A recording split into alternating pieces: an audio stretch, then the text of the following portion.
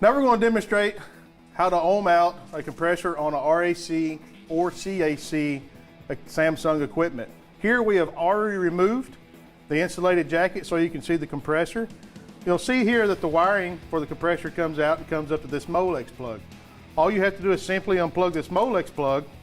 Here you can ohm out the compressor windings with your meter.